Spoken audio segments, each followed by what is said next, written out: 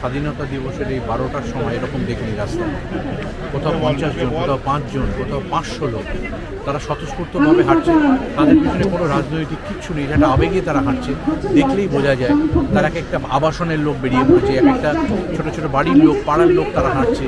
সে সারা রাস্তা ধরে, এখানে আমার আসতে ওই জন্য দেরি হয়ে গেল, প্রত্যেকটি গলিতে এরকম মানুষ বেরিয়েছে।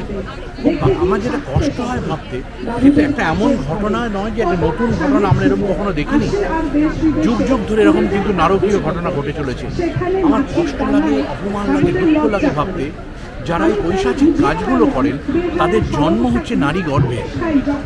এই যে কত বড় আইরনি, এই যে কত বড় দুঃখের, অকল্পনীয়। আমি একটাই অনুরোধ করব যে সরকার পক্ষ হোক, বিরোধী পক্ষ হোক, যারা রাজনীতিতে আছেন, তারা রাজনীতিতে এসেছেন মানুষের ভালো করার জন্য, তারা একত্রিত হয়ে নিজেদের মধ্যে কোনো রকম বাকবিতণ্ডা না করে দোষীকে খুঁজে বার করুন। এবং বোঝা যাচ্ছে যেখানে একাধিক মানুষ দোষী, সেটাকে খুঁজে বার করুন। সেই ক্ষমতা তাদের আছে, আমরা বিশ্বাস করি। এটাকে প্রলম্বিত না করে রাজনৈতিক কোনো রকম তরজার মধ্যে না গিয়ে তারা জাস্টিস দিন, যাতে এই মানুষগুলো একটা অন্তত ভরসা আসে এবং এমন দৃষ্টান্তমূলক শাস্তিও ভবিষ্যতে মানুষের হাত পা কাঁপবে এরকম কিছু ভাবলে করে। এতদিন ধরে এগুলি বারবার করে চলতে পারে না। এটা একটা অসুখ, একে একদম উপরে না ফেললে হবে না। এটা আমাদের একমাত্র ভরসা। কিন্তু যারা আমাদের রাজনীতিতে থাকেন, সরকার এবং বিরোধী পক্ষ, তারা যদি একত্রিতভাবে লড়াই না করেন, কোনোদিনও শেষ হবে না।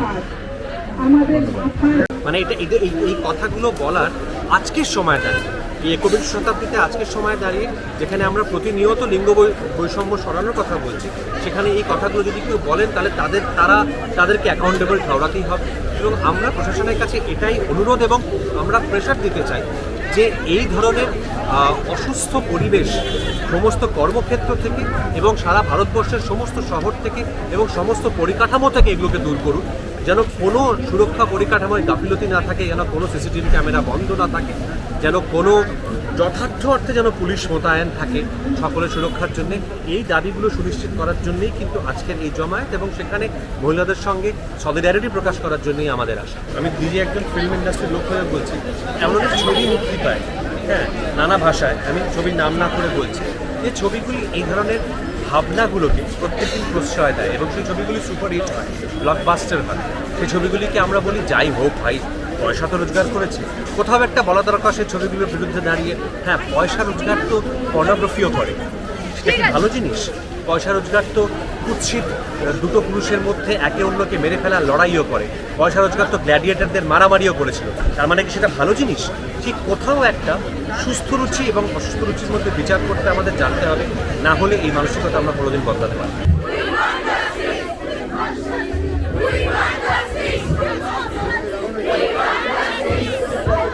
যারা ক্যান্ডেল মার্চ করছেন সকলকে আমরা এই কর্মসূচিতে স্বাগত জানাচ্ছি।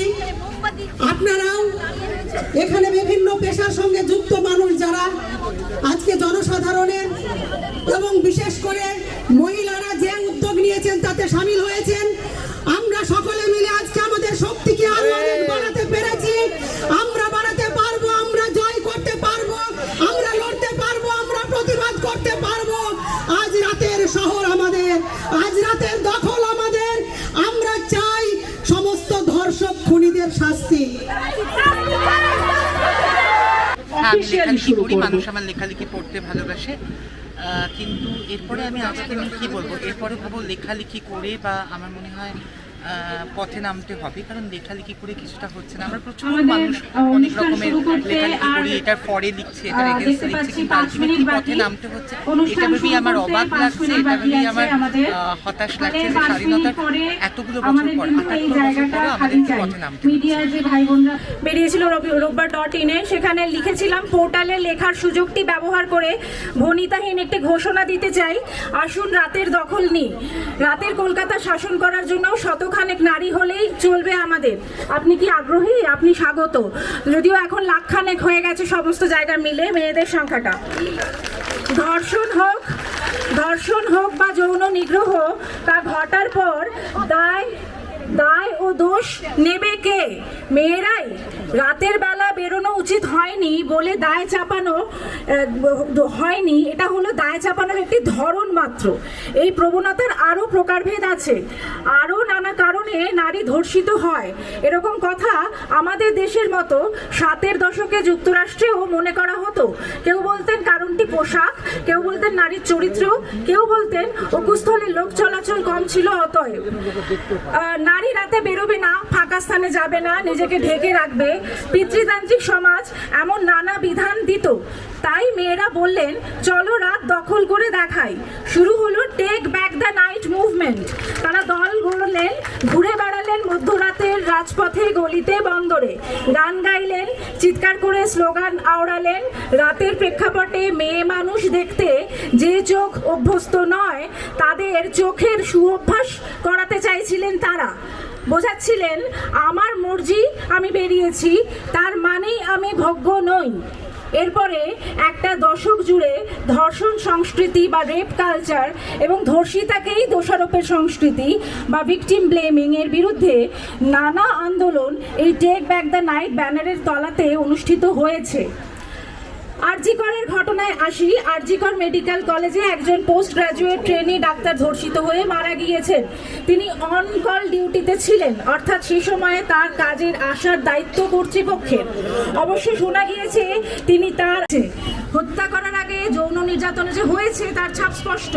আর তারপরে পরেই সোশ্যাল মিডিয়ায় উঠে এলো ছাত্রদের হাতে লেখা একটি পোস্টার, যার বাংলা অর্থ হলো অধ্যক্ষ বলেছেন রাতে মেয়েটির একা থাকা দায়িত্ব জ্ঞানহীনতা। অধ্যক্ষ লজ্জা হোক। রাত দেখি, রাত বাঁচি।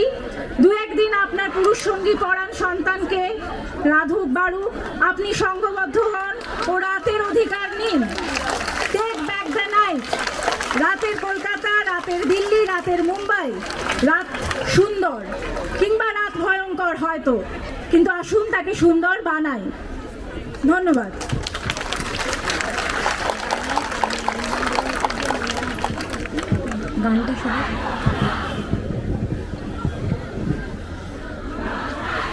এখন আমরা গানের জন্য ডেকে নিচ্ছি নীলাঞ্জনা মুখার্জি এবং নন্দা মুখার্জিকে।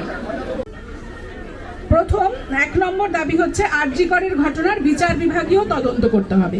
এটাই তো এখন সিবিআই নিয়ে নিয়েছে। দ্রুত তদন্ত শেষ করে প্রকৃত তথ্য জনগণের সামনে আনতে হবে। একটু চুপ করতে অনুরোধ করছি, যারা ক্যান্ডেল মার্চ করছেন একটু চুপ করবেন। মিডিয়ার লোকজনকে বলছি একটুখানি চুপ করতে দিন ওদের। দোষীদের দৃষ্টান্তমূলক শাস্তি দিতে হবে। অপরাধ ধামাচাপা দেওয়ার ব্যাপারে জড়িত সকলের অপসারণ করতে হবে। পদত্যাগী প্রিন্সিপালের নতুনভাবে ন্যাশনাল মেডিকেলে নিয়োগ বাতিল করতে হবে, বদলি নয়, অপসারণ চাই। প্রয়োজনে প্রিন্সিপালকে গ্রেপ্তার করে প্রিন্সিপালের ভূমিকার তদন্ত করতে হবে।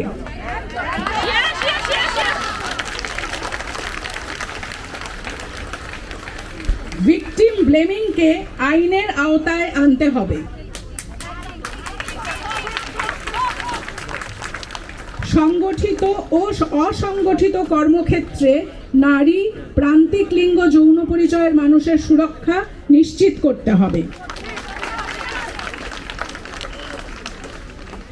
মেয়েদের, প্রান্তিক লিঙ্গ, যৌন গোষ্ঠীর মানুষের যাতায়াতের স্থান কাল স্থির করা যাবে না। তার বদলে তাদের যাতায়াতে ও কর্মক্ষেত্রে নিরাপত্তা নিশ্চিত করতে হবে। সব কর্মক্ষেত্রে সক্রিয় আইসিসি চাই। সব কর্মক্ষেত্রে চাই মেয়েদের, প্রান্তিক লিঙ্গ, যৌন গোষ্ঠীর রাত দিনের ব্যবহার উপযোগী শৌচালয়।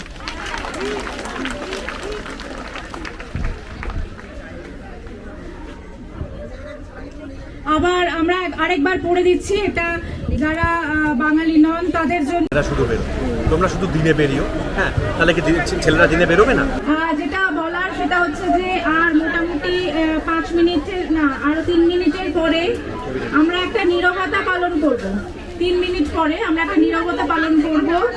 আমরা যাকে হারিয়েছি তার জন্যে, তার শোক হিসেবে, তার স্মৃতির প্রতি একটা নীরবতা পালন করব, শোকের একটা চিহ্ন হিসেবে। কিন্তু এটা শুধুমাত্র শোক প্রকাশ করার আয়োজন তো নয়, এটা আমাদের ক্রোধ প্রকাশ করারও আয়োজন। ফলে 1 মিনিটের নীরবতা পালনের পরে আমরা কিন্তু আমাদের মূল অনুষ্ঠানে চলে যাব। ঠিক 11:30টার সময় আমরা 1 মিনিটের নীরবতা পালন করার জন্য, শুনতে পাচ্ছেন আপনারা ওদিকে? ঠিক 11:30টার সময় 1 মিনিটের নীরবতা পালন করার জন্য আপনারা একটু প্রস্তুত থাকুন।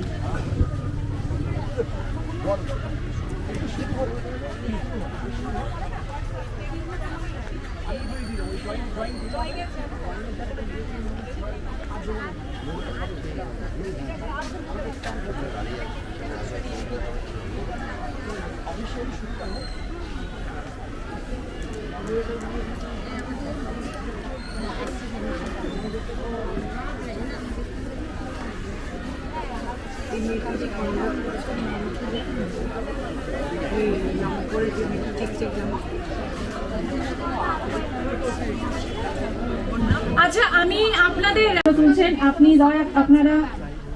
আপনারা দয়া করে, হ্যাঁ এবার ছবি তোলা হয়ে গেছে, এবার একটু নেমে পড়ুন। হ্যাঁ, এবারে আমরা মূল অনুষ্ঠানটা শুরু করব। আচ্ছা, রাস্তার দিকে কোনো সাউন্ড যাচ্ছে না বলছেন, তাহলে আমাদের একটু মাইক ম্যান ভাই একটু দেখবেন। রাস্তার দিকে কোনো সাউন্ড যাচ্ছে না বলছেন,